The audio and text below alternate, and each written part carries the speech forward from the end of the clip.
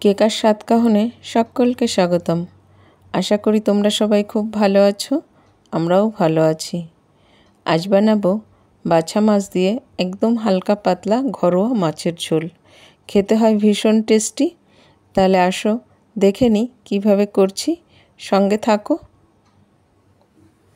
আজ না একদম হালকা পাতলা করে একদম ঘরোয়া বাছা মাছের ঝোল করব। তার জন্য বেশ কটা বাছা মাছের মধ্যে নুন হলুদ মাখিয়ে রেস্টে রেখে দেব 10 মিনিটের মতন।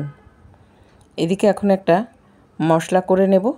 তার মধ্যে দিয়ে দিয়েছি 1 চামচ সর্ষে পাউডার, সামান্য ধনে পাউডার, সামান্য জিরে পাউডার আর সামান্য হলুদ পাউডার, আর দিয়ে দিলাম স্বাদ অনুযায়ী নুন।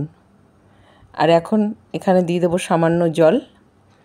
আর এখানে 3টে কাঁচা লঙ্কাকে খুব ভালো করে চিড়ে এর মধ্যে দিয়ে দিয়েছি। এটাকে এখন মিশিয়ে রেখে দেব রেস্টে। কড়াইতে তেল গরম করে এখন দিয়ে দিলাম মাছগুলোকে ভাজার জন্য।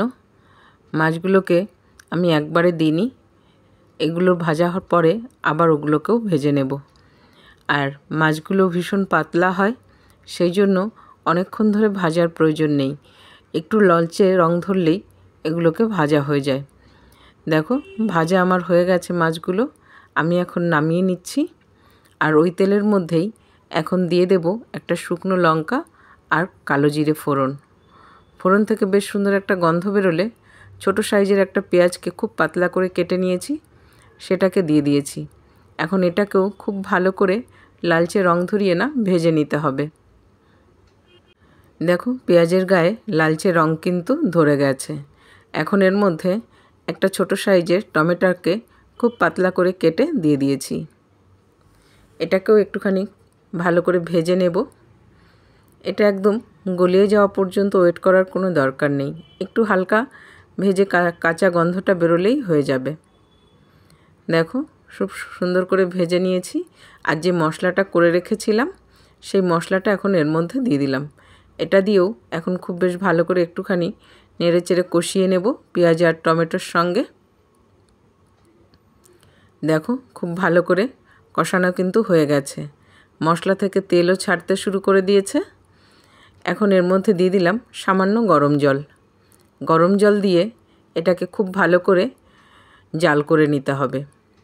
ঝোলে জাল ওঠা পর্যন্ত অপেক্ষা করব। দেখো গ্রেভিতে কিন্তু খুব সুন্দর জাল উঠে গেছে, খুব ভালোভাবে জাল করে নিয়েছি ঝোলে।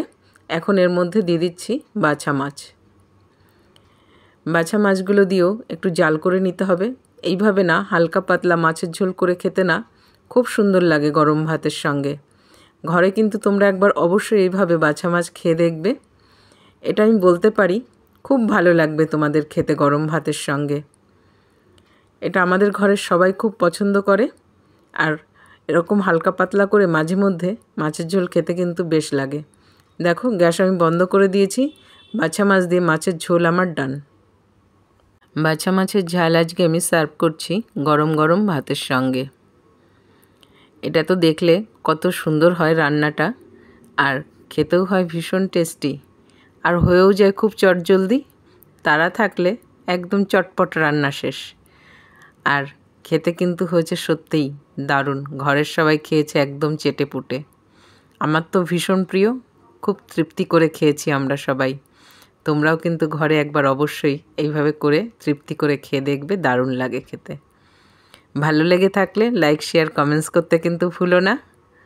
আর ইউটিউব থেকে দেখে থাকলে প্লিজ সাবস্ক্রাইব করে দিও। তাহলে আজ এখানেই শেষ করছি। সবাই ভালো থাকবে, সুস্থ থাকবে। দেখা হবে পরের আরেকটি ব্লগে।